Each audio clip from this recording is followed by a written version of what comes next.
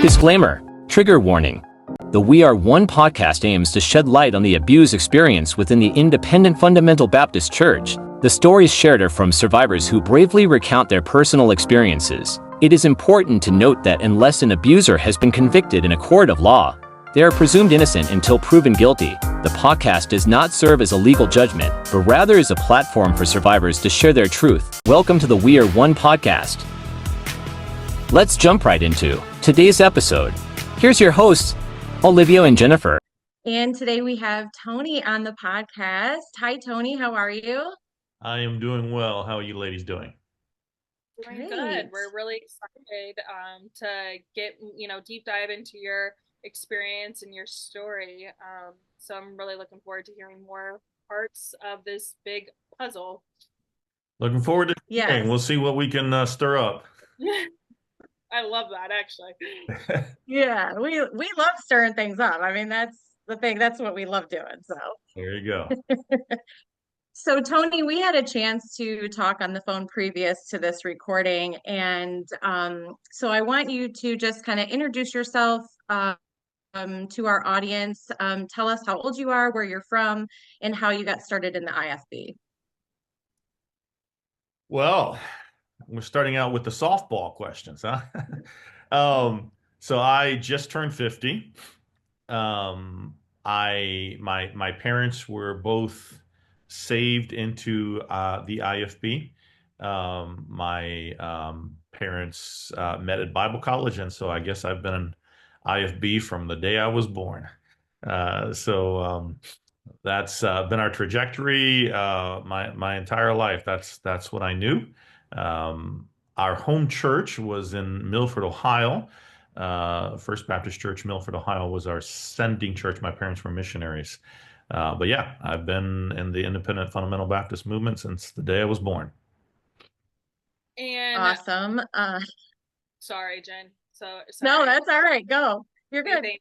So, we've kind of had a few people that we've talked to and stuff like that have been missionary kids. And so I kind of want a little touch on that, because that's part of the IFB. So did you guys, what age were you guys when you became, was your parents immediately missionaries? Did they go to Bible college for that? Or how did that role come to play? So like all good female IFB members, my mother went to Bible college to get her MRS degree. So I don't think she I don't think she went to college to be a missionary, but she was looking to for someone to team up with.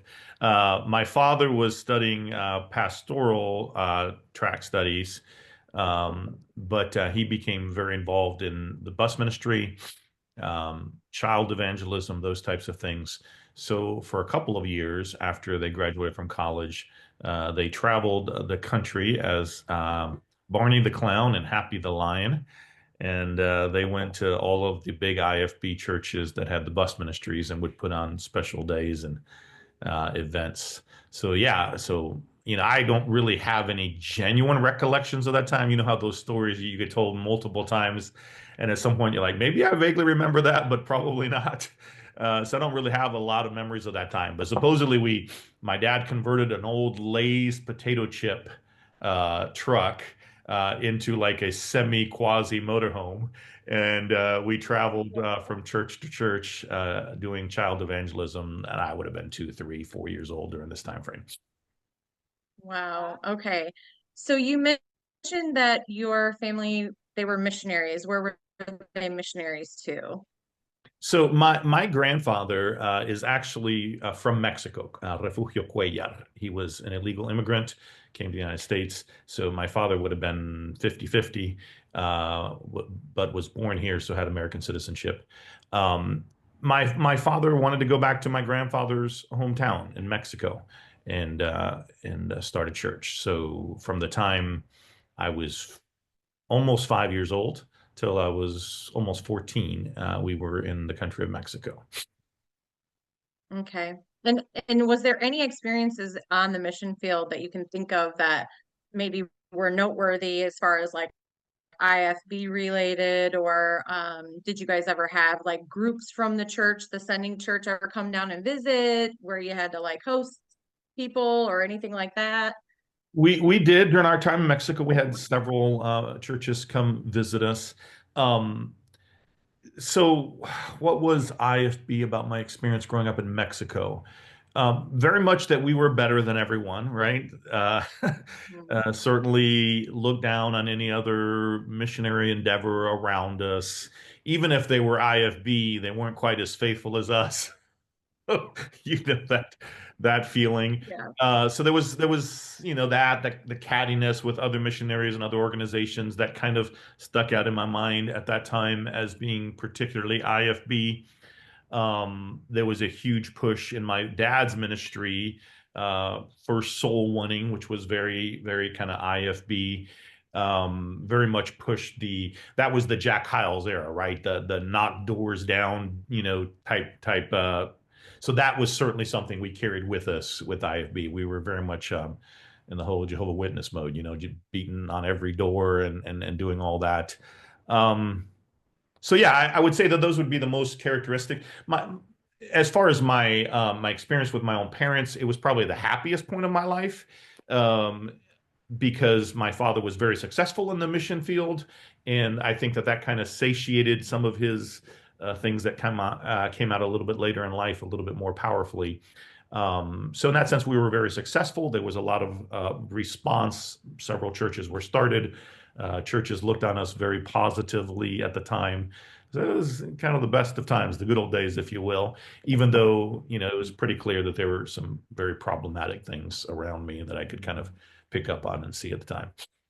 Yeah, Hmm, I am interesting. curious, how old were you from the time that you were in Mexico? And also, my other question is, because I know a few missionary families, being a member of an IFB church, born and raised, Mhm.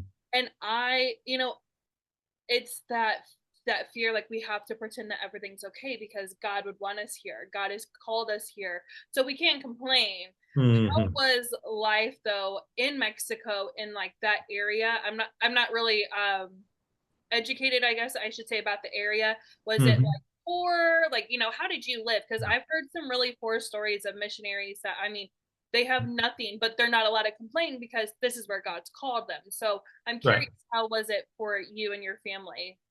So we had more of those types of experiences that you're describing in our second stint in Italy. Um, Mexico at the time, the economy had just crashed. The dollar went a long way.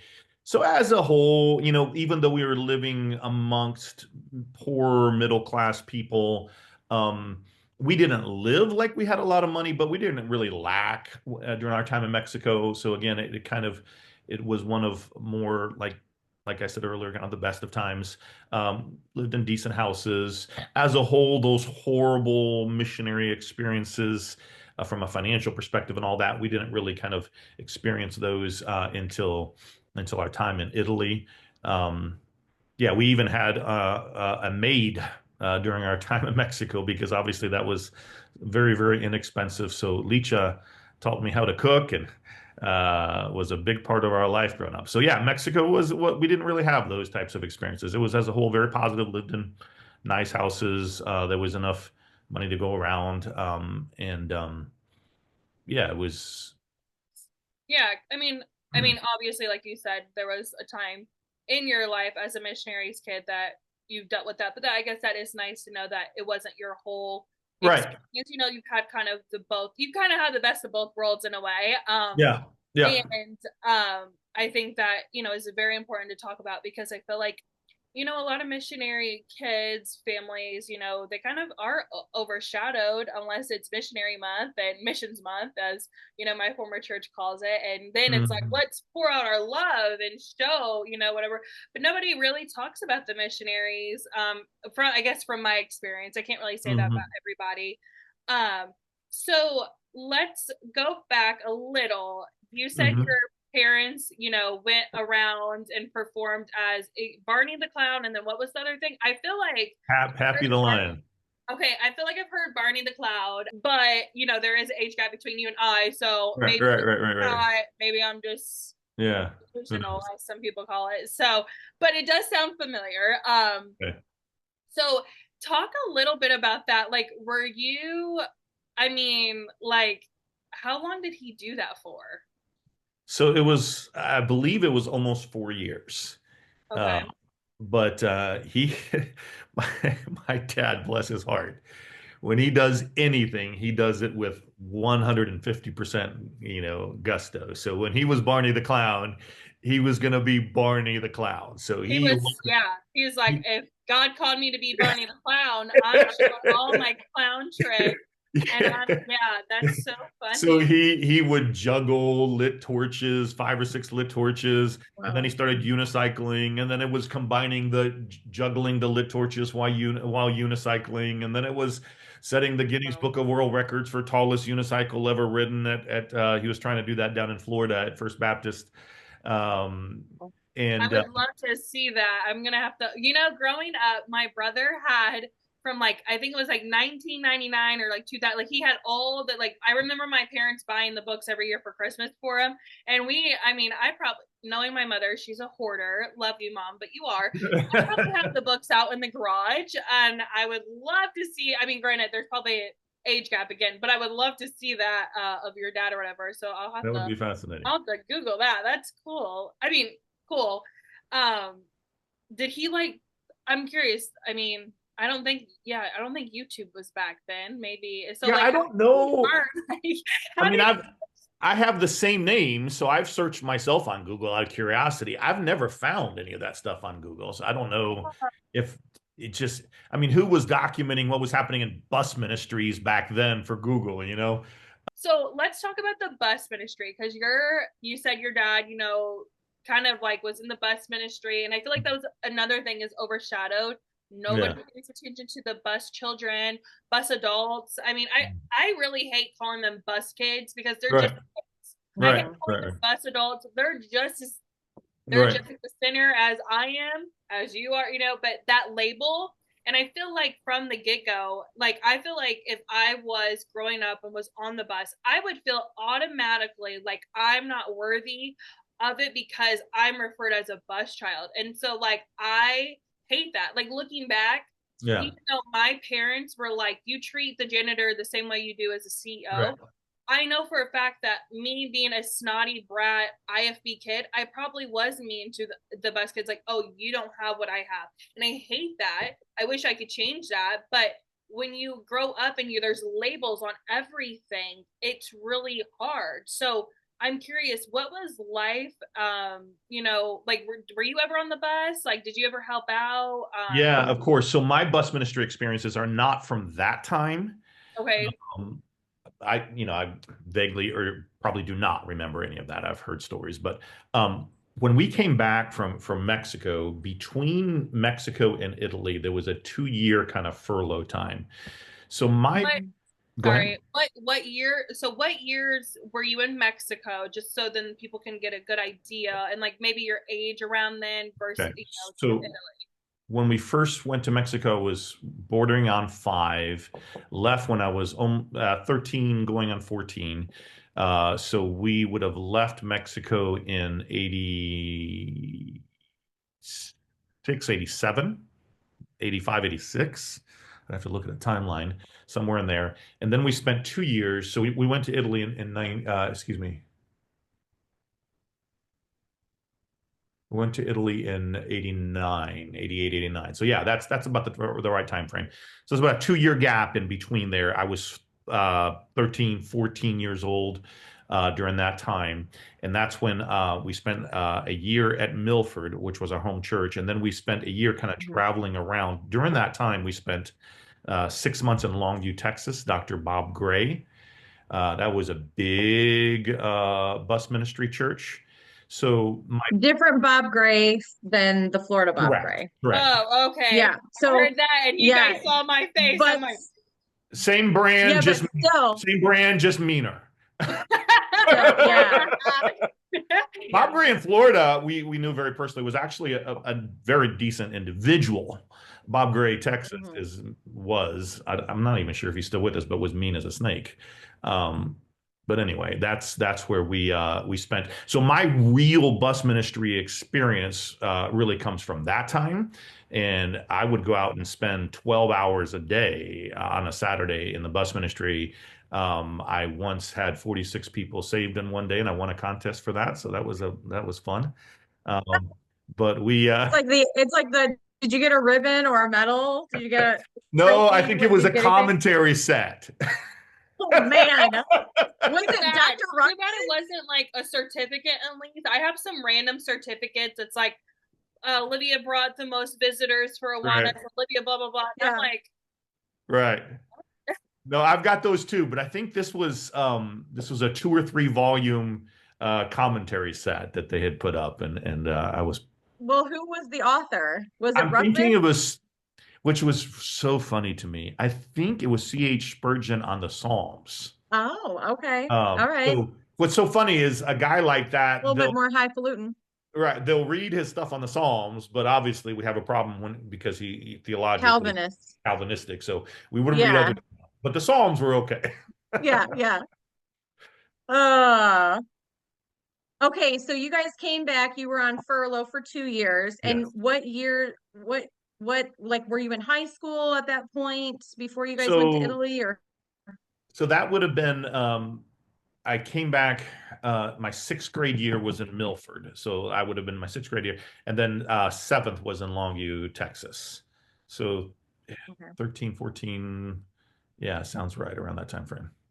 how was it like Okay. moving around to different churches? Because like for me, I only have one experience with an IFB Yeah. church, born and raised. I went to another one, but I would not consider them even IFB at all. Like Right. teenagers were allowed to wear running shorts. Like, I mean, literally, they say they're independent, Baptist, whatever. And I'm like, please stop, because you don't even know what you're tying yourself in. Yeah. Because you're nothing like, I mean, literally nothing. Right. And I actually would go to that church if it wasn't like just from other family ties there. Right. But how was it like moving around? Because I mean, you've been a missions kid, you've been to other states, so you have more experiences than just one church. Right. So you've probably seen the good, the bad, and the ugly in all of them. How was it Right. like, though, juggling that as a kid, teenager? It was fascinating because each church had something that mattered to them in a unique way. Like, a lot of things were common across the spectrum, but it's like almost like each church would pick an area that we're going to emphasize and we're going to be better at than everybody else. So you had to like show up and kind of figure out what that sweet spot was. Like, what is the area of emphasis here? The church, just some examples in Colorado Springs, you couldn't be a member of the church. Dr. Dean Miller's church, Cornerstone at the time, I think it's Grace Bible or Grace Baptist now. But you couldn't be a member of the church if you owned a television. So that was kind of their big emphasis. So that's how they were better than his hero, Wow. Jack Hyles, because at Hyles you could Yeah. own a television. Here we can't, right? So there was always the sense that someone was more spiritual. In Longview, that was salvations, right? We get them saved like this, and we baptize, 300 a week. He was in the contest at the time to be the church baptizing most people. So you just run them through on Yeah. those. The bus kids, we didn't even bring in. This is beautiful, right? The auditorium in Longview at the time probably sat 1,500 people, and yet they averaged like 5,000 or 6,000 people. Right. So when you saw those in the Sword of the Lord, those things, it was Longview Baptist Church, 6,000 people and all these salvations. So how in the world does an auditorium that seats 1,500, and they weren't having 3 and 4 services, there was one service. So how are they averaging 6,000 people? Here's how. Because on Saturdays, there were 2 full-on bus ministry events. One was in Longview, where the church was located. So you had like 12 bus routes that would go out and bring all those kids in and have a big bus kids only service. See, that way you don't have to pollute the Christian kids too much with all that. We were there on the bus routes with them, right? But then not just that, right? So they counted all that as part of their Sunday morning attendance. But not just that, they would also send, and I was part of this crew, they would send a bunch of us, the Bible college students from there and kids from the church to Shreveport, Louisiana, Dr. Howard Hall's church. And we would do a whole bus thing there that we would count as part of the Sunday morning attendance back in Longview, Texas. Can we talk about that? Because Yeah. the IFB is so big about like Numbers. numbers, but what I'm saying is like they're so big about bashing other religions, no matter non-denomination. I mean, Mormon is all that they're, Right. Some of the religion aspects, yes, they're right that they are not preaching about salvation. Yes, I have to give that to them because their salvation is completely different, like Hinduism, and like, yeah, they're gonna believe whatever.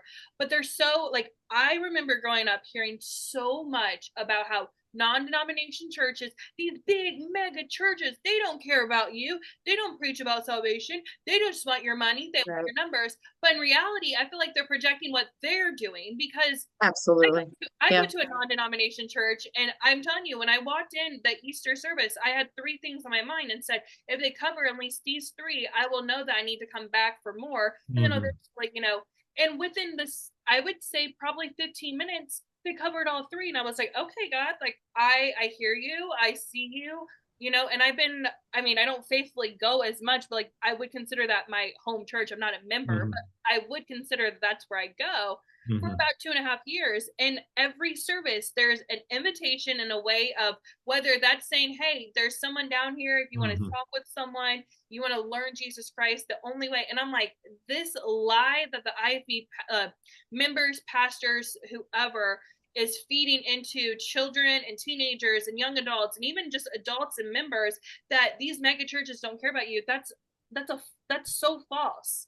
Yes, probably there's some churches out there that look at church as a business. Right. Okay, I have fears, and we could all list about 5 churches that we know that come off more as a business approach than church. So I'm not saying that there isn't a mega church out there. Yeah, sure. I've seen the videos of the one big mega church in Texas where they came out. It was weird. They said it was like Christmas their program, but they came out like on like this big old like line thing, and they were doing the Greatest Showman, and I was like, how does that with Christmas? But I was just like, okay, whatever. And so I felt like, okay, to be fair, that comes off more as a production, not like so much as church. But if that was advertised, hey, come in or whatever, do as you please. So that mindset that the IFB is feeding into children and young adults and all, like, it comes off kind of like how we started off the episode, Tony, how you were saying, you have that mindset that you're better than someone, even if you're in the IFB.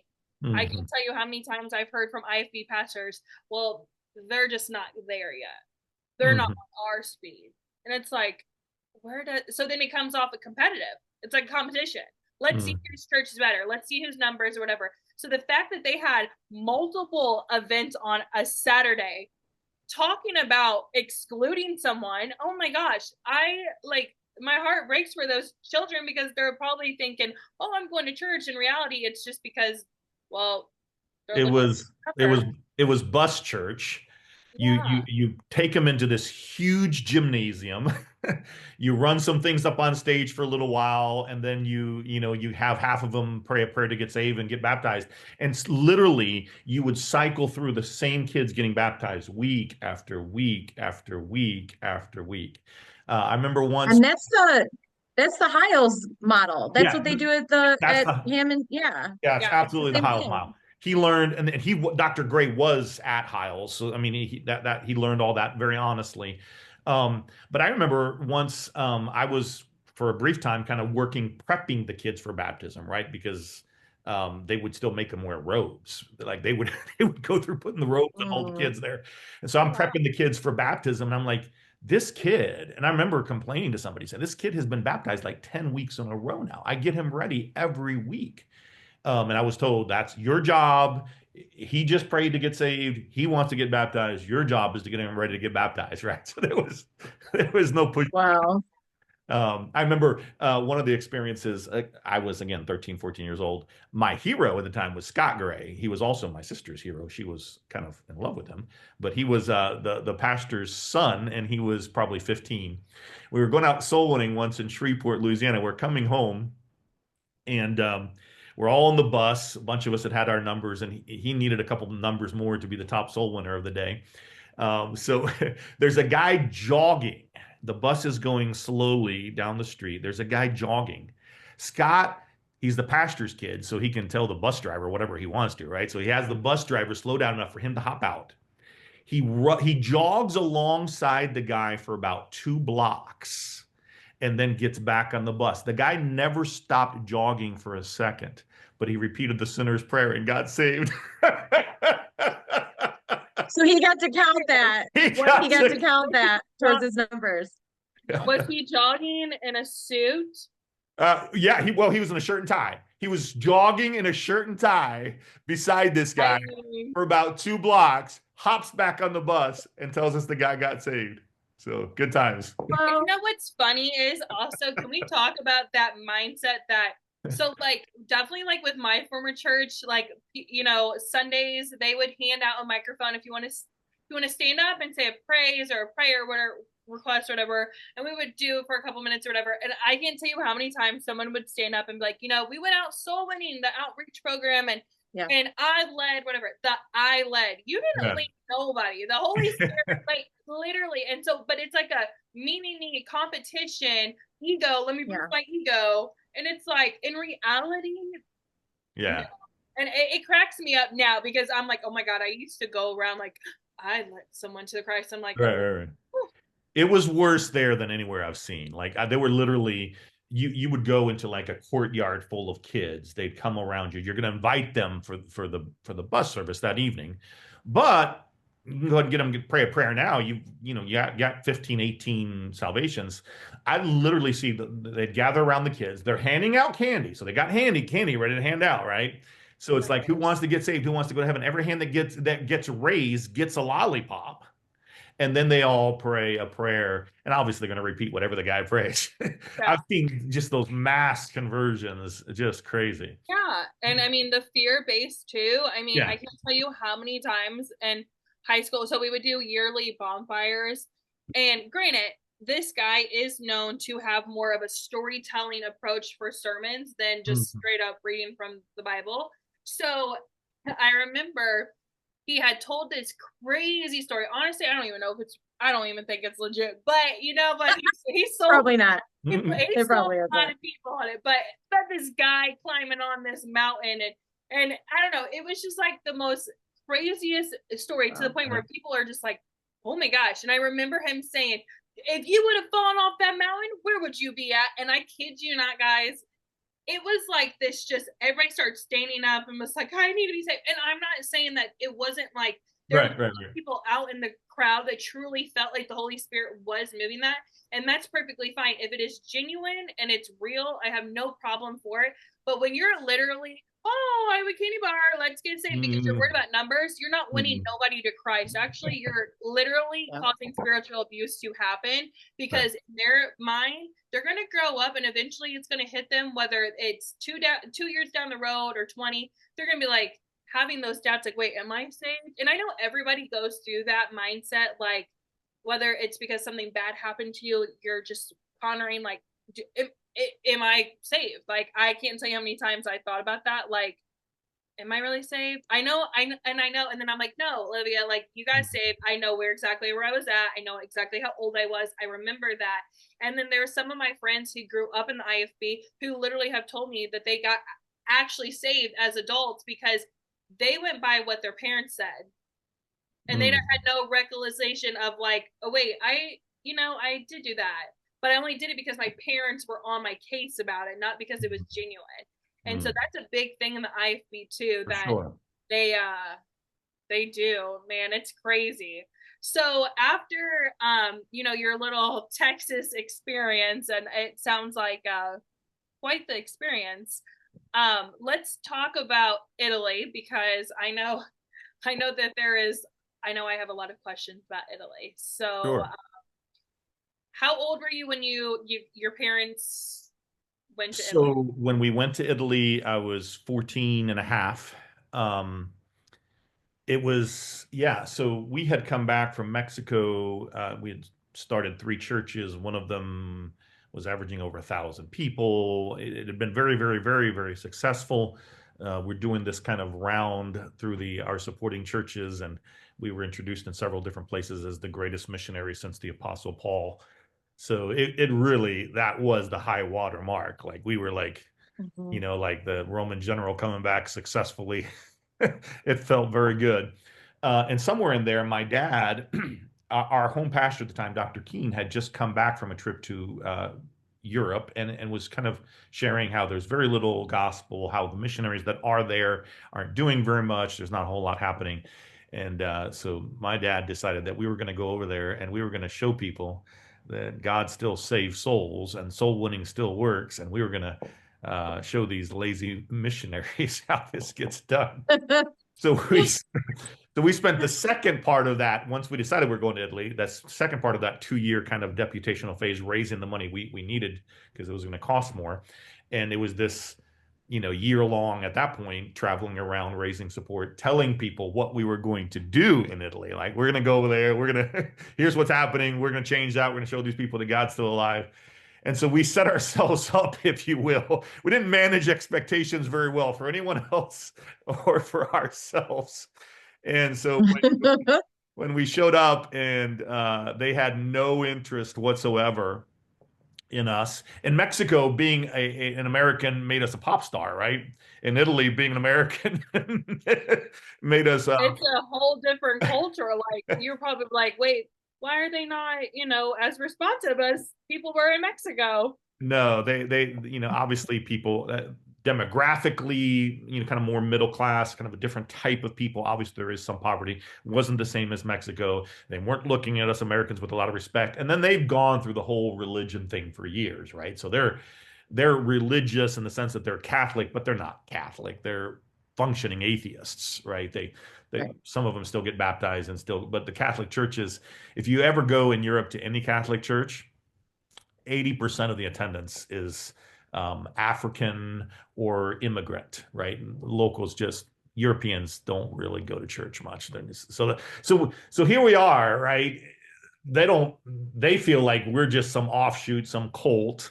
They have no interest in us. We are working ourselves to the bone. We're knocking on doors. We're doing it all and seeing very, very little success. So about a year in, my dad figured out, man, these people are not responding, and I have to report numbers back to the United States. So he figured out that the only people he could get to actually pray a prayer were either very poor people from southern Italy or immigrants.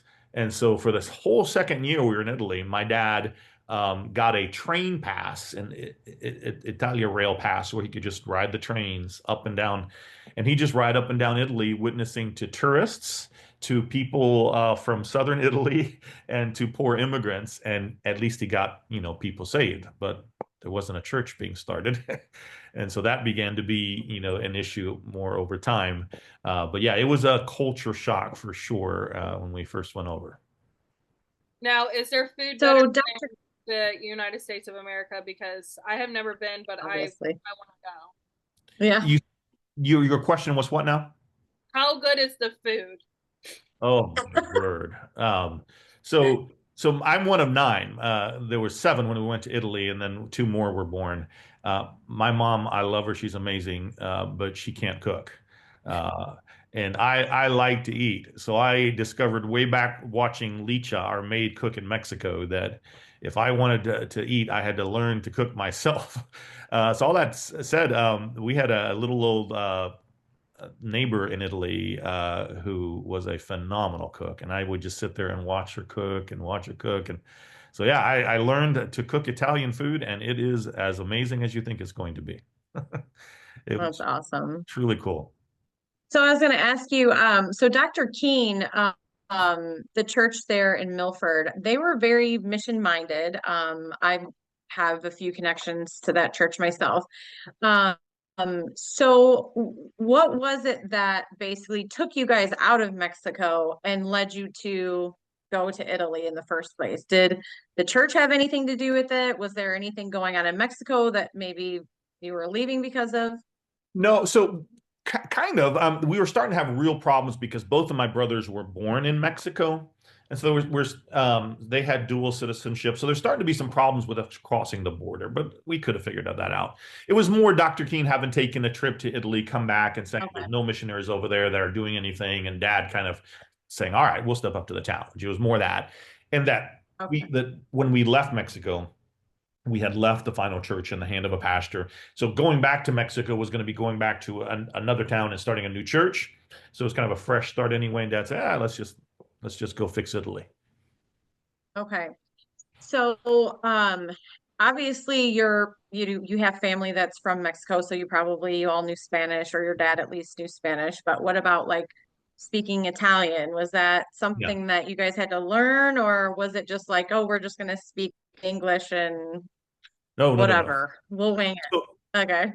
yeah. So the four older, six children when we left Mexico, all we spoke Spanish like a first language fluently. Obviously not Italian, but they are both Latin based.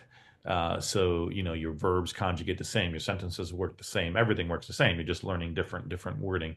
So yeah, we a month after being in Italy, we were in public school, so it was sink or swim. So Wow. we So had to figure so it it out was it really. easier to learn Italian because you already knew Spanish? Oh yeah, yeah. Okay. Within 6 months, we were doing okay. I would say by year two, we were pretty close to fluent. Yeah. Wow. Okay. So then mentioned that your dad had to basically report numbers back to the sending church, which is Dr. Keen's church. Um, I know that they have like a mission organization there, some kind of organization. Can you Mhm. say what that organization name is? So, Bear and Precious Seed is what you're talking about, or? Yeah. Um, yeah, isn't it like I don't remember, maybe like World Outreach or something mission, like a mission board Uh, or whatever. They probably have kind of become more official and renamed it. At the time, they really didn't have a mission board. They were just kind of serving Okay. as the mission board. So we didn't have a mission board. Our First Baptist Church, Oh, okay. all of our support went into them. They then sent us our support. They've Okay, technically so when he's reporting numbers, he's calling Dr. Keen himself, or is he talking to? No, he's sending them back. And to be fair, Dr. Keen was one of the more solid guys I was ever around in the movement.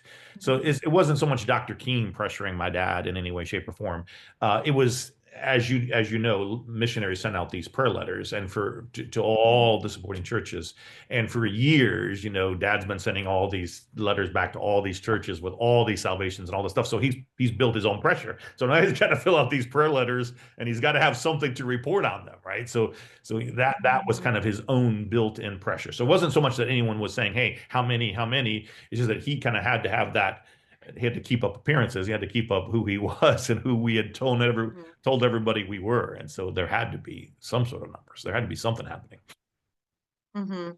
And in Italy, did you see like a change in any way in your family or Yeah. anything go on in Italy? So my dad,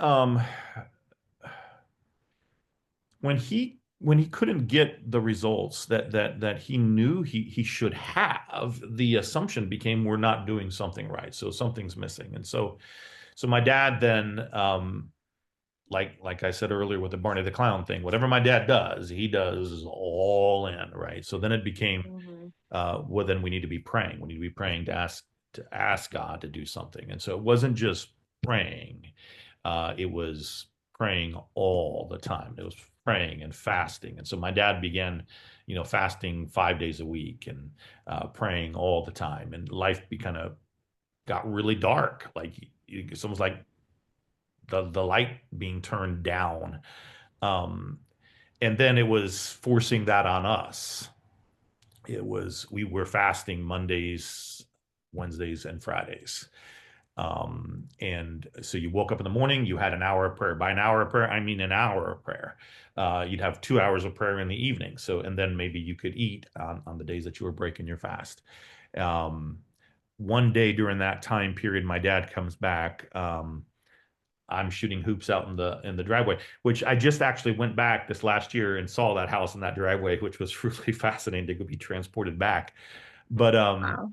he came in, took down my basketball goal, used it as the kindling, and then went inside. My sisters were playing board games, brought all of our board games and stuff out, burnt them in the yard, and told us that people were dying and going to hell while we were laughing and playing games. And obviously we were kids. I was probably 15 at the time, and kids all the way down to 3 years old. So he just took upon himself this need to be David Brainerd or somebody who just prayed and prayed and prayed and prayed and saw God do something. And we were going to then become that. And so in Mexico, we were the soul winning missionaries. And now in Italy, since we had to have something that made us better, so now we were the praying missionaries. So I remember there was a missionary family, Dino Mazzaferri. I don't know if you're out there, Mr. Mazzaferri. If you listen to this podcast, God bless you. But he and his family, we were trying to kind of befriend. So we would invite them over. My dad would invite them over, and he wouldn't tell them that it was for fasting and prayer. But they'd come. I remember them showing up to our house once. They're all ready to like hang out and goof off, and my dad said, today is our fasting and prayer day. We want to join you guys, want to have you guys join us in prayer. And I remember sitting around in a darkened room, and my dad, oh God, just kind of moaning out. And these folks are just kind of sitting there not knowing what in the world to do. And I'm sitting over here dying. And this went on for hours, like literally hours. So that was my dad. My dad, when he did something, he did it to that excruciating fingernail on chalkboard type of place where everyone around you just was like so radically uncomfortable. So that's kind of what happened. Wow. So did he have so he did have some converts though in Italy, Yeah, right? Or there were, he had like on these trains, he'd have people repeat a prayer and all that. But as far as converts that were really, he would have considered converts during our whole time in Italy, there was just this one lady in right outside of Naples, a little town called Monteruscello. Her name was Virna Sposato, and she, really got it. According to my dad, she was a beautiful lady married to a guy, and then so my dad, caring for his one little sheep, his one little convert, started what he swears to this day was not, but for the rest of us watching was certainly, an emotional affair and emotional entanglement that was clearly not healthy or wise. So yeah, that was about 3 years into our time in Italy, and it was apparent to all of us that this is going off the rails. And so this is a period in my life where I'm kind of standing up to my dad more in different areas. And then I made the decision to reach out to the military pastor at the time based in Naples and let him know what was going on. And that's what actually precipitated myself and my two oldest sisters being sent back to Italy because I wouldn't just kind of go along and get along and do that stuff. so what was it that kind of made the family or even like your mom or you and your older siblings kind of see like something's up with dad? Like was there, could you overhear phone calls? Was he like leaving a lot? What was Yeah, the no, thing that sort of struck you? he didn't even try to hide it. Like he Really? no, in his mind it was all perfectly innocent. So he didn't What even was the excuse though? Like what was his it was excuse? Because I've he heard like pastors make right, excuses for like bad behavior, like, oh, I was just right. trying to disciple this person or Yeah. whatever. Yeah, yeah, like the Jack Scott excuse. He was trying to help the little girl that he was Yeah, Oh, The news exactly. reporter literally was like, guys, it cracks me up, and I'll put it in here when the guy goes, guys, he legit said Jesus made him do it. He had a sexual relationship with a 17-year-old girl and said essentially that Jesus made him do it. yeah. Yeah, I remember that. Yeah, no, my dad literally, and he convinced himself of this. So in his mind, I know this was true. In his mind, too. this is his convert. This is the one God gave him. So God's acting differently in Mexico than in Italy. In Mexico, he gave us a bunch, and here he gave us a clear one convert. This is what he's given us. So I need to invest everything I have into this because God's going to do something special out of this. That was kind of his approach, and so he would literally, I mean, he'd go over there and spend a ton of time. But then her husband started having issues with him being around a lot, which would make sense. So he would start calling her from home. So the time that I literally called the pastor on him, he is in his bedroom, which we only had 2 bedrooms at the time. So now you asked about living in poverty. That was Italy for us, whole different thing. 2 bedrooms. My dad's locked in the 1 bedroom, and he's laying on the floor talking to this woman by the hour. Remember those long phones that extension you could extend all the way into the room? We had one of those, and so we had it all in there. So I'd unplug it, and he'd come back out and plug it back in, and he'd be talking. So he's in there talking to her, and my mom is outside the door crying and knocking on the door. And I broke the door in, hung up on him, and called Pastor Deweese. Wow. So you said your mom was crying and stuff like that. Did your parents stay together, or? They did. Looking back, I just don't know that my mom ever even knew there was another option, right? Like, here's my family. This is the man I'm supposed to be obeying. Yeah, he's got issues, but I do think he's sincere. And God wants me to obey him, and I've got all these kids. What am I supposed to do? Like, my mom just never even considered it as an option until many years later. She just had to make do, and it just was what it was. So how did the Wow. call go when you called up the pastor and was telling, like, hey, my dad is, having an emotional affair and stuff like that? How did that go?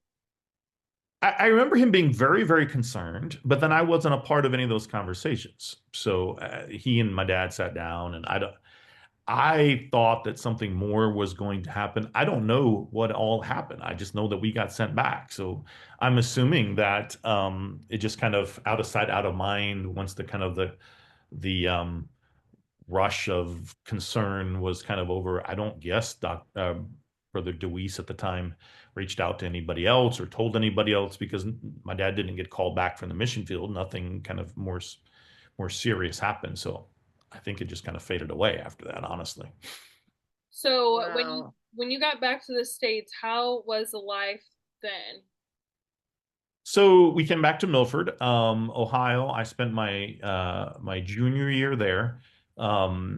It was, yeah. I mean, you kind of realize that this was it, that you'd finally kind of gotten out. But it was so weird because I knew my dad had issues. I knew a lot of other churches. Obviously, I knew Longview had issues, but there was something about going home. Dr. Keene was very, very moderate. It kind of felt like we're not amongst the crazies, right? So this is one place that kind of feels safe and secure. And so I would have to say that as a whole, that was a good year. And then my parents came back from Italy, and we spent my senior year, my last year was technically at home. But we lived in Colorado Springs, Dr. Dean Miller, his church during that senior year. So I spent one more year at home, and that year got pretty rough as well.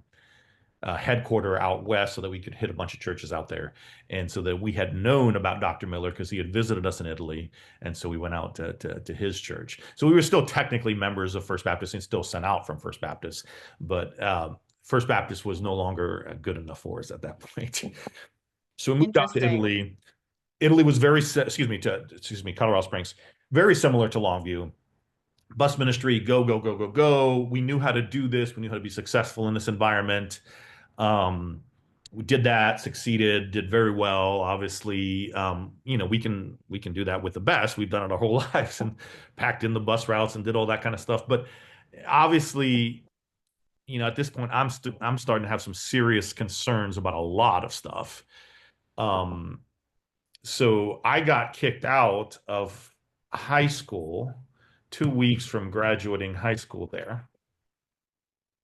I was set up. Matt Miller at the time, who is now the pastor of Grace Baptist Church in Cornerstone, which was Cornerstone Baptist in Colorado.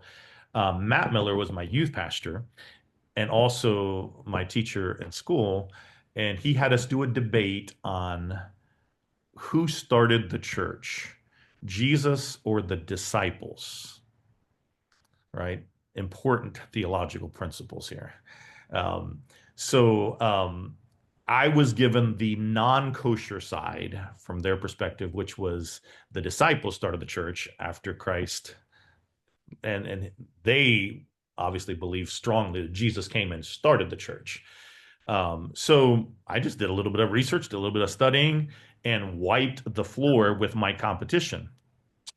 So Matt gets up and tries to take the other guy's side, the other's place, and beat me down. And so, hey, I'm supposed to be prepared, right? So I wiped the floor with my youth pastor. On a completely irrelevant factoid of biblical trivia. So then towards the end, he said, "So do you actually believe this?" And I said, "Well, you haven't refuted it." So I got kicked out for heresy, and my whole family with me. What? Yes. My gosh. So they actually don't believe in debate. They just want to have a fake argument. I was and that's assigned that position. wow. So then so then you graduated. You technically didn't graduate high school. Yes, we did. Because Dr. Gary Knuff at the time at Lighthouse Baptist Church in Cheyenne, Wyoming, was also a right-wing guy, but he did not like Dean Miller. They had a real thing going on. Yeah. So my dad reaches out to him, tells him what happens. He says, "Well, bring him up here. I'll graduate him." Wow. Okay. So we went up to Lighthouse Baptist Academy in Cheyenne, Wyoming, had a graduation ceremony, graduated from his Christian high school, though we never one time set foot, did they ever even look at our transcripts. Wow. Okay. Well, hey. We graduated from Lighthouse Baptist Academy in Cheyenne, Wyoming. So, okay, so that happened with the church. Or say, what age would you say officially you were like completely done with it, out of it? Like, how old were you? Oh, you mean out of the IFB movement? Mm-hmm. Oh, that wouldn't have been till 26, 27 years old when I was pastoring in New Jersey. Okay, so obviously you went to Bible college, because you were a pastor. What college did you go to? What college did I not go to is a better question. Oh. Yeah. So that first year we went to PCC, which I don't even know how I talked my dad into that, because even though PCC is extremely conservative, from the circles that we were in, PCC was liberal. Right. Right. It was liberal. It was liberal in IFB. It was liberal. Absolutely. Yeah, it's still frowned upon. Like, I mean, for my former church, even in 2020, like, no, you don't go. Like, if you go there, it's like, well, you might as well go to, I'm from Indiana, so you might as well go to IU. Like, it's like, right. But there was a part of me that was like, I can't do this. So I can be pretty headstrong. So I'm sure I probably talked him into it. Like, look, they still use the King James. They still are Baptistic. There's still all these things, So we went there for a year. I was roommates. My best friend at the time, Dan Rushing, is now the Dean of Bible at Pensacola. He's been there all these years. He was from Milford, Ohio. He goes way back with me. But and then after our first year, finances were really tight. My parents were in Mexico. There was no way to pay for it. Um, and Dr. Jim Vineyard, I'm not sure if that name means anything to you, in Oklahoma City, Oklahoma. He was Dr. Hyles's bus pastor during the peak years, and then he went out to Oklahoma to start his own Hyles thing. He had supported our family for many years, and he had told us once when we were on, I think it was the year we were my senior year. He had told us if we come, he would discount and help us and make sure because he wanted us to come to his college, which was Oklahoma Baptist College in Bethany, Oklahoma. And so we transferred out there for my sophomore year, mainly for financial reasons. So I know there's a little bit of, between that and Heartland, because of Oklahoma or whatever. Heartland is liberal, though, big time liberal compared to Oklahoma Baptist College. Compared to big. Okay, I was about to say, hopefully compare, because I went there for a couple days for a visit, and I thought, Yeah. no way. Wow. No. Heartland were a bunch of wusses compared to Oklahoma Baptist College. Yeah, they're all beta boys and women trying to get their MRS degree. I'll give them that. Right. So talk a little bit about your experiences at like each one, maybe some bullet points of maybe some crazy things that you've seen that you're like looking back, like what the crap. Yeah, PCC, I don't know. It was just it was what you think it is. There wasn't anything, there was some crazy things. But nothing, I don't have a whole lot to say about PCC. It was kind of mush, not a whole lot. There were people always complaining about how strict the rules were. Like, dude, you haven't even been in this movement. Where have you been? Like, this is freedom. So PCC felt really strange for me in that sense. Oklahoma was intense. So I think Hyles spawned a first generation of bots that kind of went out and did all his, whether it's Jack Trebrow in California, that first generation of guys that kind of went out from that movement and kind of started these big churches. I think the worst in that entire group was Dr. Jim Vineyard. If you look back at the early years of Hyles Anderson, he was a big mover and shaker. He was the bus coordinator and all that. He was an ex-Marine, and he was how any big time independent fundamental Baptist preacher, when you're preaching, you have this preaching persona. You do certain things and you act a certain way. Well, he took his whole Marine shtick and took that right over to the pulpit. So he was the brash, he was the Trump of preachers, right? That's exactly who he was. And he loved, he's gone on now, but he loved to stir up controversy. So I brought a visitor to church one time, and Dr. Vineyard stood him up from the pulpit and asked him if he was going to take his earring out. And when he said he wouldn't, he said, well, there's the back door. Don't let it hit you as you leave. The guy left the church. Dr. Vineyard would stand women up and ask them, were they coming to church to try to seduce men? Why were they dressed like a harlot? And we could provide them with better clothing. If they wanted to go back to some of the ladies back there, be glad to help you cover up your knees so you won't be seducing men during the service. Dr. Vineyard, one time during college, well, Tom Vineyard, who is the pastor now, we're sitting in the college chapel, waiting for chapel. The singing has happened. There's probably like 90 people in there. It's not a huge room. Somebody bursts in the back, and he's got guns in both hands. This is Tom Jr., and he starts shooting at us. They're blanks, but he shoots 12 shots. He's got 2.6. And it sounds like a gun going off. We're all on the floor. People are crying. And then that was his intro to "Are you ready?" That was he was going to preach. That was his intro to "Are you ready to meet God?"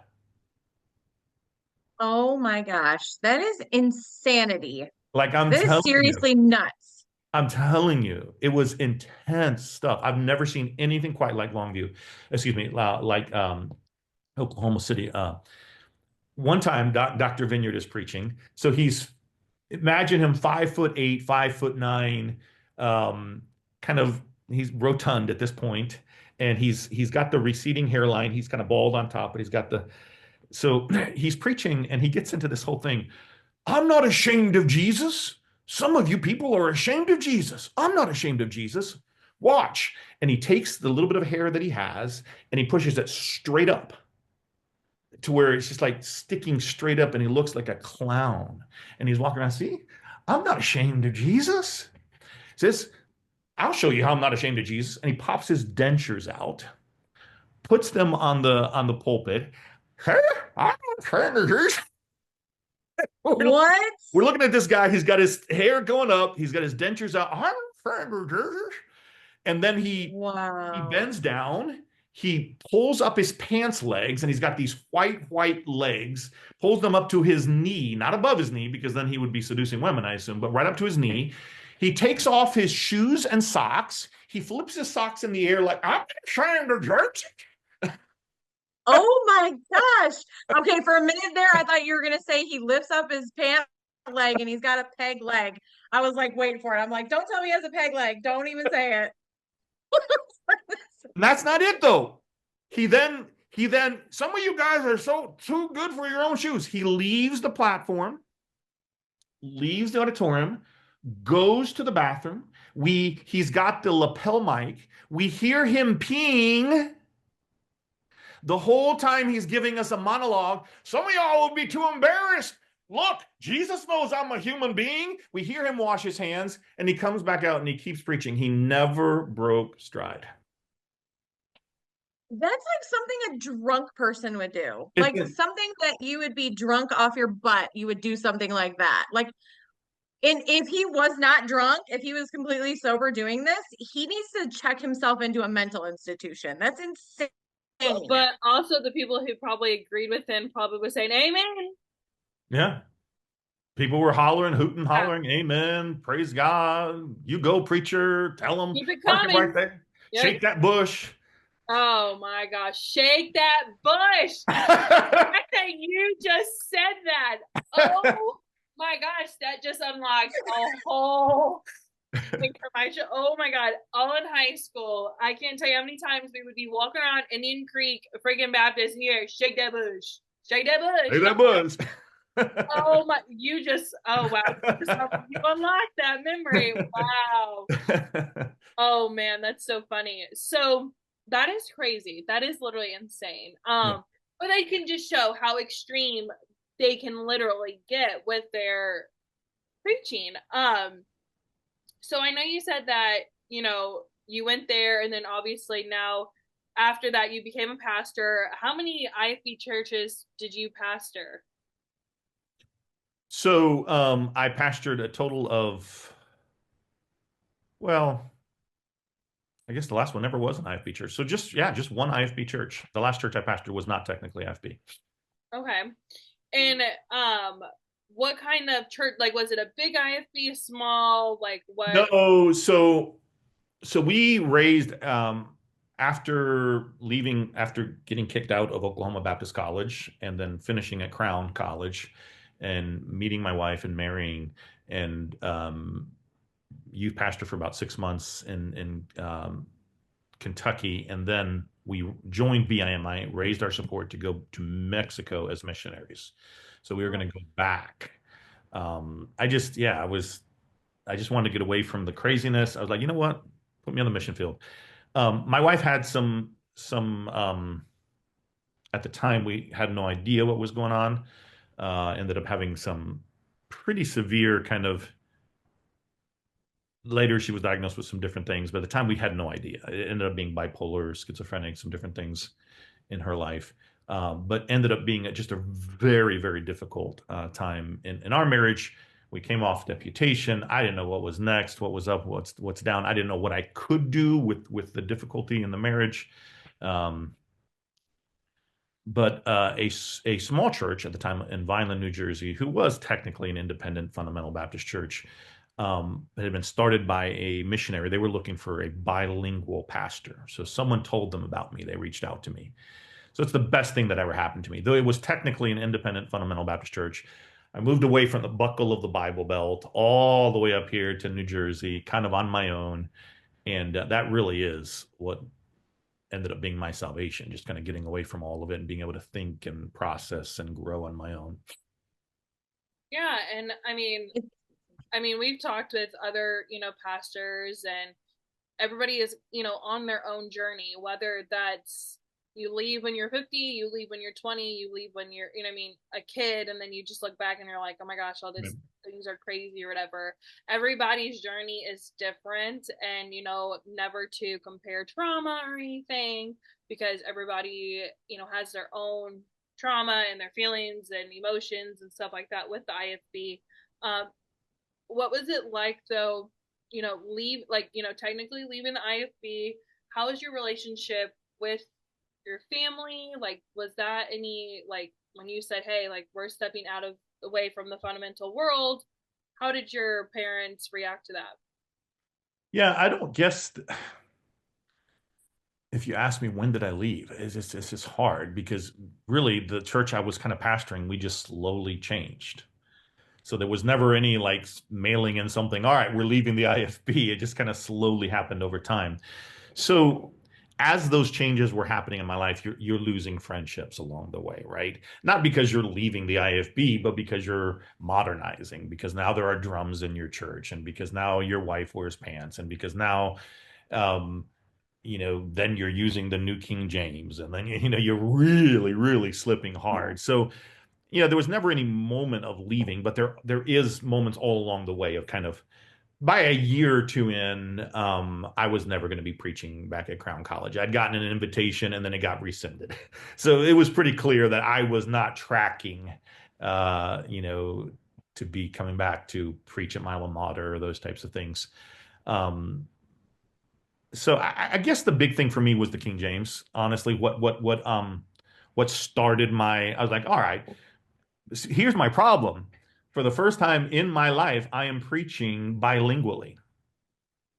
So I would say a line in English, decía una línea en inglés, and then a line in Spanish, después una línea en español. And that's how I would do the whole thing. Así hacía todo el mensaje, sin pararme, without stopping. A line in English, una línea en inglés, a line in Spanish, a line in línea en español. The problem, though, when you believe the King James is perfectly inspired and perfect in English, and you're preaching side by side with a 1960 Reina Valera in Spanish, and you're like, oh, why does the Spanish say that?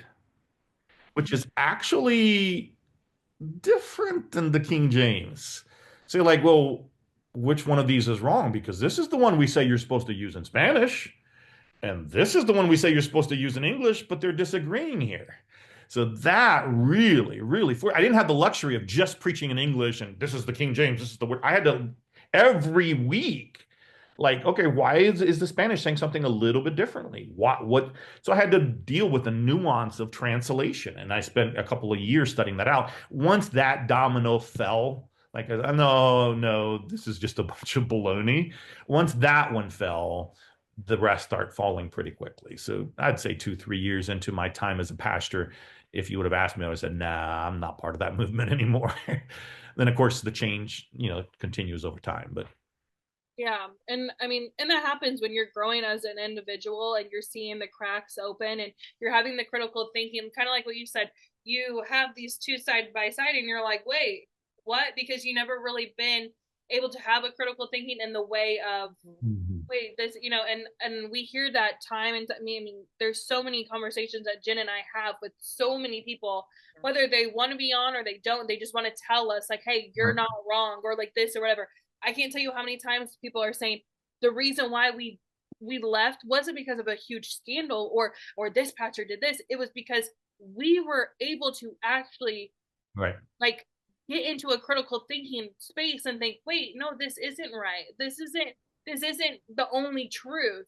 Like, I always say this too, and I think I said it actually on the Taylor Swift episode. You can have the standards for your house. That's perfectly fine. If you want your children to wear this or whatever as a man of the house or whatever, that's fine. But to say that it's with the Bible, that's where I have the issue. Because nowhere in the Bible does it say women shall wear skirts to the ankle and turtlenecks or whatever. Like, their standards they act like God said it, and then it strays away everyone.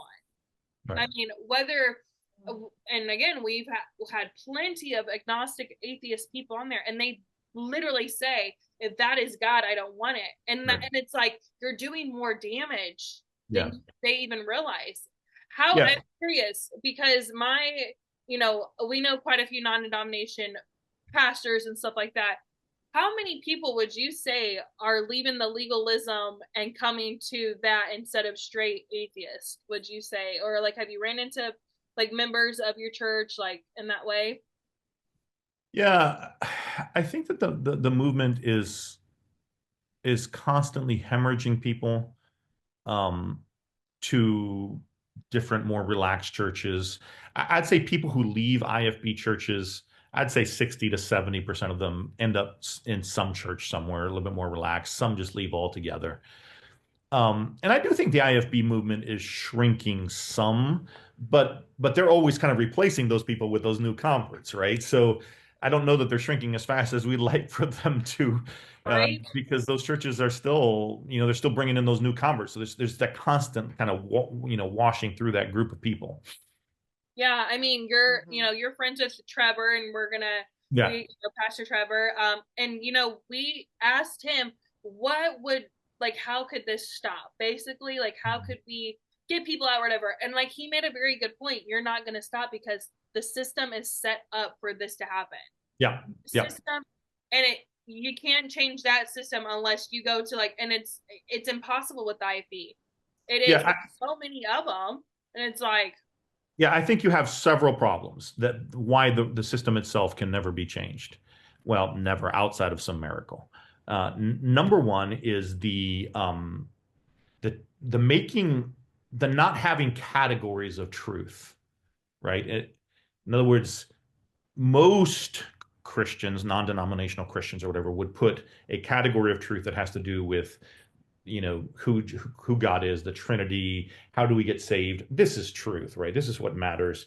And then we disagree on mode of baptism. We disagree on this. We disagree on this. We disagree on this. We're all kind of different in those areas, but we all kind of agree on this. So there's hierarchies of truth. Fundamentalism, by trying to emphasize, no, we don't want to lose all these things. They've put so much emphasis on secondary, tertiary truths that they've turned them into things to die for. And that then defines the movement. So you get some people somewhere who begin to relax a little bit. They let their wives wear pants and they do a couple little things. But that movement is still kind of defined by a hyper emphasis on secondary and tertiary truths. For example, things like end times. Like, what does it matter? Right? We were so short, independent, fundamental Baptists, that it was pre-tribulational, pre-dispensational, all these types of things that we had to have. And we fought about it so much. And yet no one has ever agreed with that in world history. Christians have been all over the map. When I finally started looking at end times, I came to some very different positions. And I was like, this is ridiculous. But we held that up like it was equivalent to salvation. And so that's one of the problems. We take these extreme positions. Independent fundamental Baptists are a response to the liberal movement of the 50s, 40s, 50s, 60s. And so, oh, you guys aren't emphasizing anything. We're going to emphasize everything, right? And so now you've got all these side little things that have become incredibly important. So that's one issue. The other issue is, I think, the patriarchy. It's all set up to truly empower men.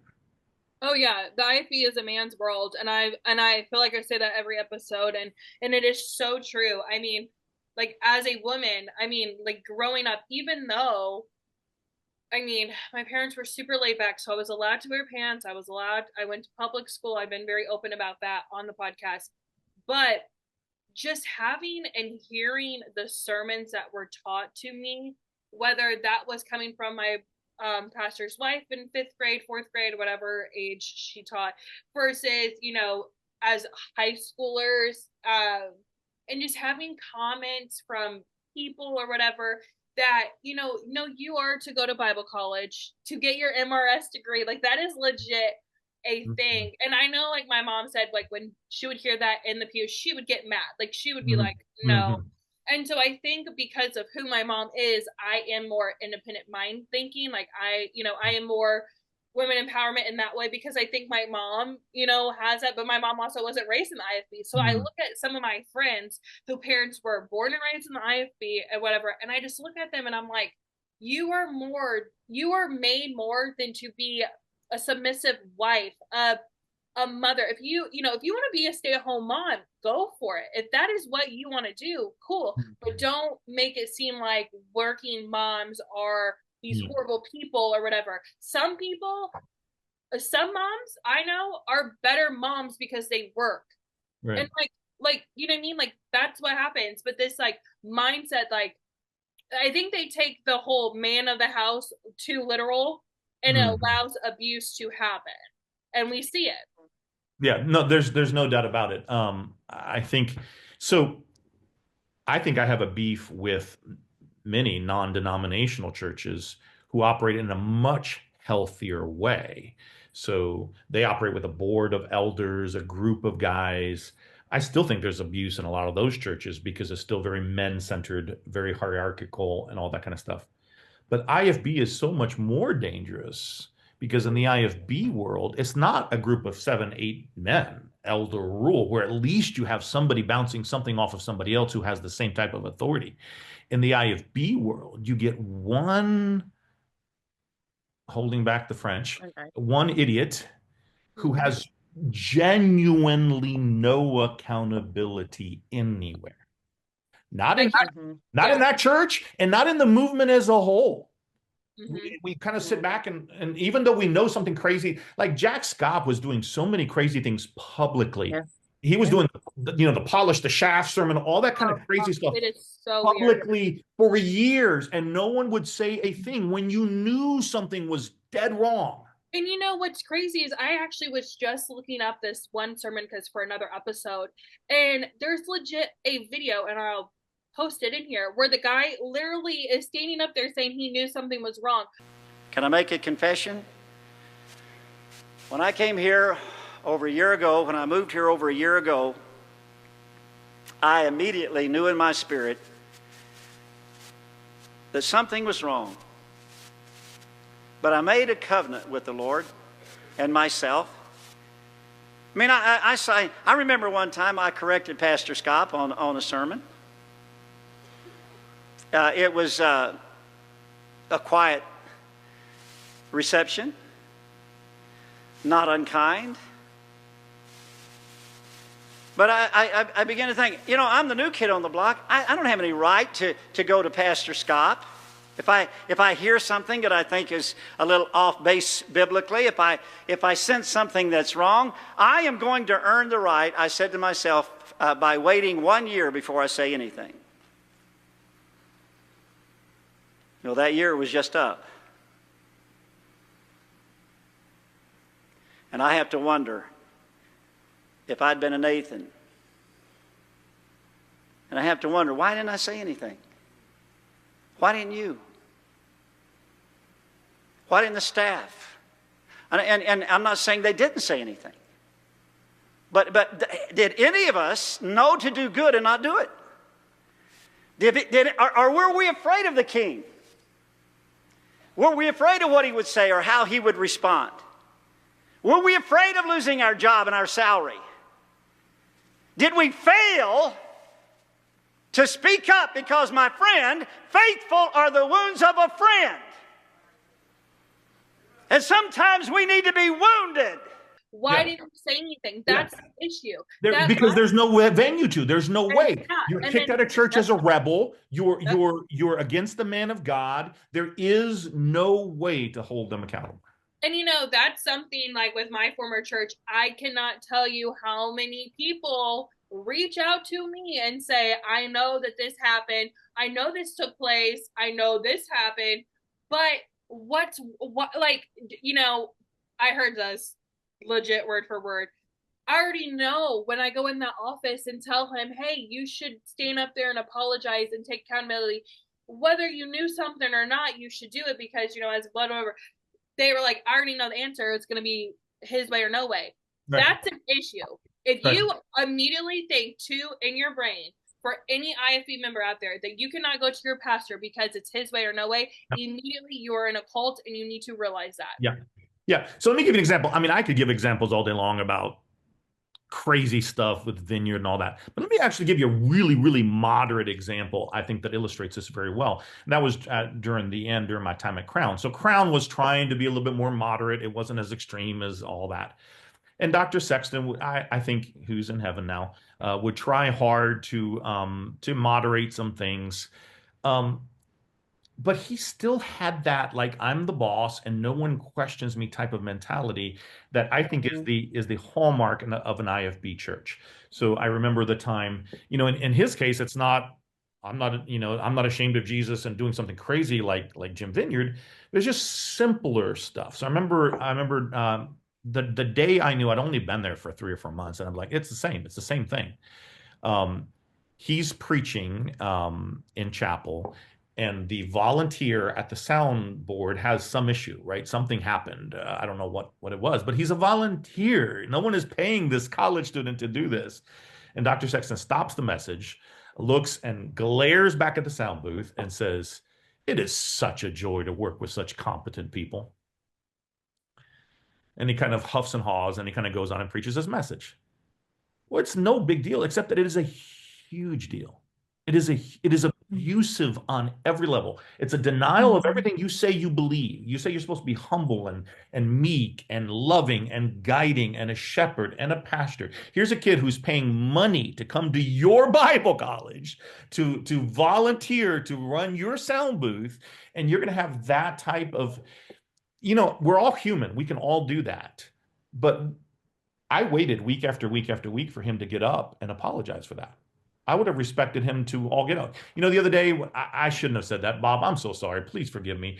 But it just never happened. That's when you know you're in an IFB church, right? 100%. Yep. When that pastor can't be wrong, can't be confronted, and his own stuff doesn't stink. That's when you know you're in an IFB church.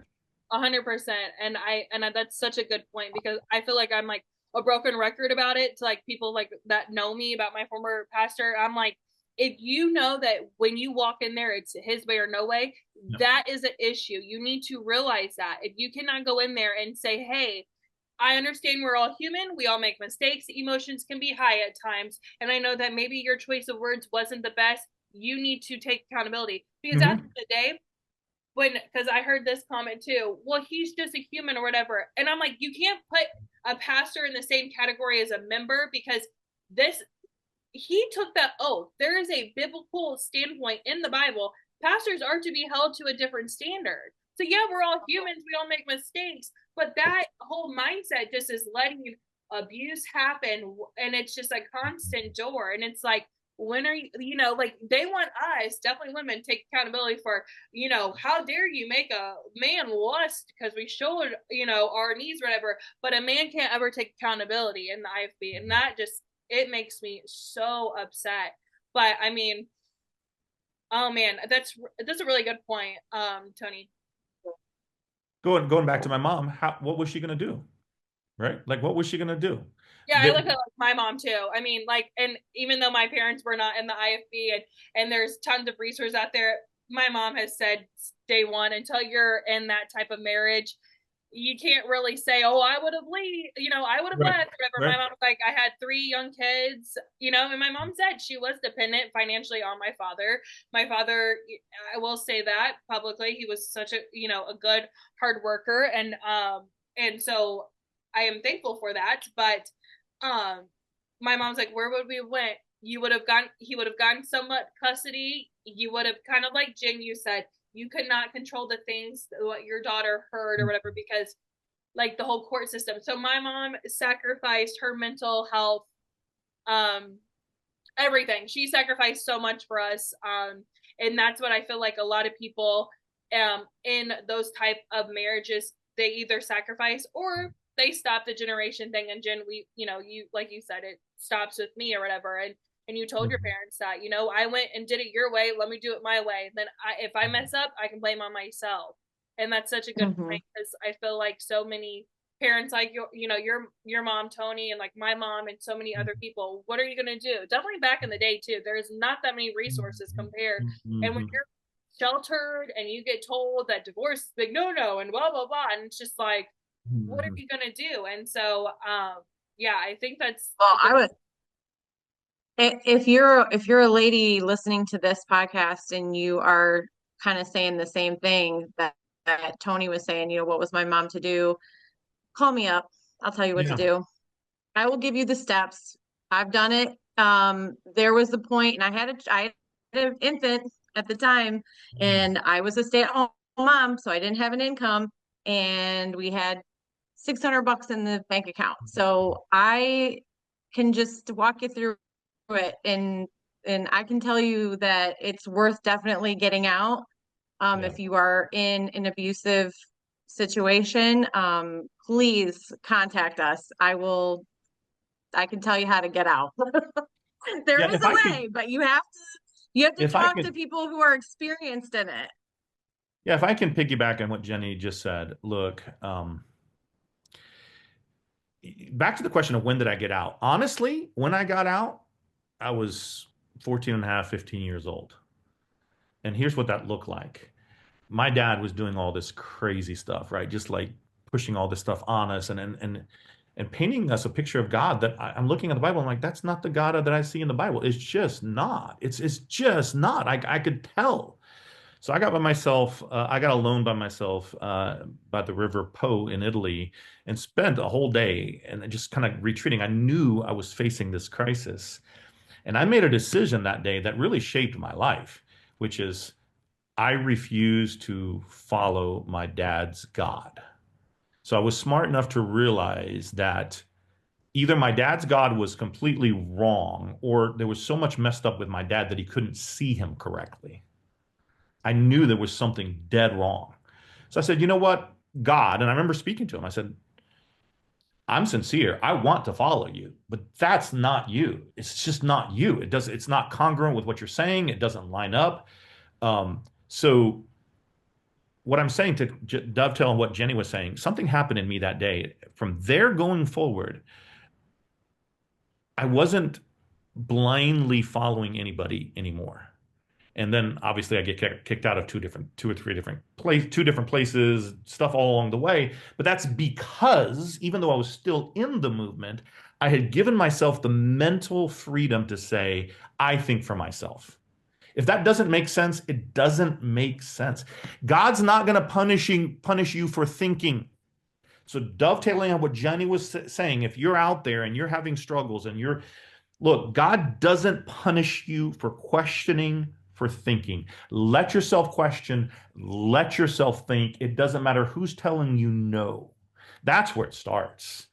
When you throw off this false guilt of if you think for yourself, if you examine, if you ask questions, you're a rebel. No. Really, if you don't, you're a lemming is what you are. Ask questions. Ask questions of everything. No one has the right to look you in the face and say, thus says the Lord. No one. Yes, I am so glad that you said that. Actually, my final question for you was if anyone's listening right now that maybe from your past or somebody that is in the IFB who just feels kind of stuck, like, I don't know what to do, what kind of advice would you give them? And you pretty much answered my question before I even asked it. So unless you want to dovetail onto that even further, but I think what you said was so perfect because I know growing up myself, I'm a critical thinker. I question everything. If I don't see like things are not matching up in my head, I'm going to question it. Why do we have to do this? Why do we have to do that? Why do we believe this way? And I was always told I was the rebel. I was trouble. My ex-father-in-law used to call me Jezebel. He used to sign birthday cards to me to Jezebel. Like I was an evil, rebellious woman that just needed to shut my mouth and not ask any questions. So I really appreciate what you had to say there. And I think a lot of people listening can relate to that. Just that we're told, like, you can't question the man of God. You can't question your husband. You can't question your youth pastor. Yes, you can. And like you said, if you don't, then you are a lemming. Like Right. that's the truth of it. I mean, I think they're just intimidated by the fact that like certain people do have a little bit of a stronger, constitution mentally, and they are like, wait a minute, this is not adding up, or this doesn't make sense why they're making us do this or harping on this. And they question it, and then they're immediately shut down. Either Right. they're not, the people that are in authority over them are able to actually give them a logical answer, or they just want to control them. Doesn't matter. Just shut up. Don't ever question me. And it's definitely, not right.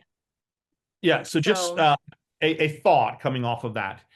I actually think that the most dangerous IFB churches are not the Jim Vineyard type churches and not the ones we've been talking about today, because those most people can look at and say, yeah, that's a bunch of hooey.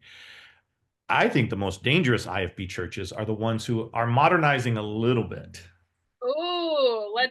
I feel like my former church needs to hear this one. They're starting to let the women wear pants. We're dropping off some of those kind of standards that a generation ago, the very same people were going to wring your neck over. But what we've realized is that, yeah, that's a little tight. We're starting to look a little bit like the Mennonites. We gotta moderate this just a little bit. So now you got the IFB. These are second and third generation guys that graduated from Treberg, Oh graduated. my gosh, you're literally talking about my former church. And like, so what they're doing now, they're taking off some of the main restrictions. We're still King James only. Some of them aren't, but most of them are still King James only. So it's like, all right, so hang on. If you're in that church, ask yourself this question. Those same people fought for years about women wearing pants, about music, about all those things. Now they're slowly relaxing, but they're not saying we were wrong. We were abusive to you 5 years ago, scripturally. We were making the Bible say something it wasn't. They're never doing that. They're just becoming a little bit more relaxed, feeling a little bit better about themselves. But at the end of the day, if you cannot be a member of that church and fully disagree with them doctrinally in key areas and everybody be okay with you, get out of that church. Yeah.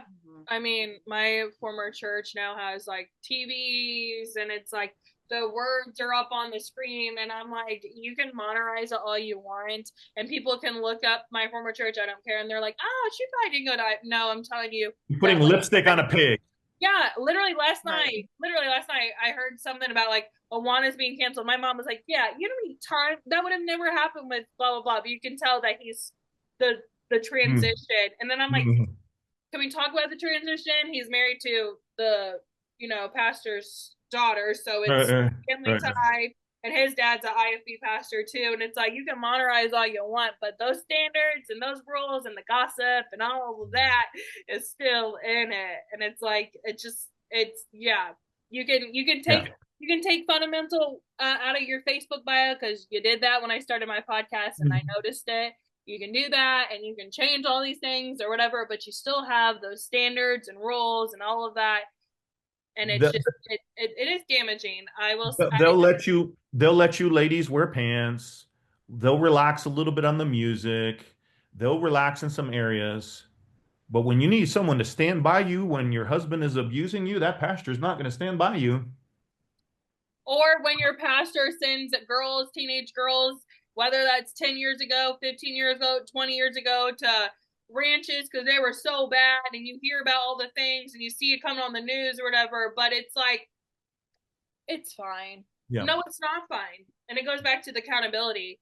Yeah. Well, I think that not only did this episode have a lot of good points of whether we've talked about it before or we have not, I'm glad that we could touch base about missionary life, the bus ministry also, because I feel like it's so overshadowed.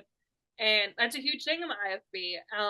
And so we appreciate you coming on today's episode. My joy.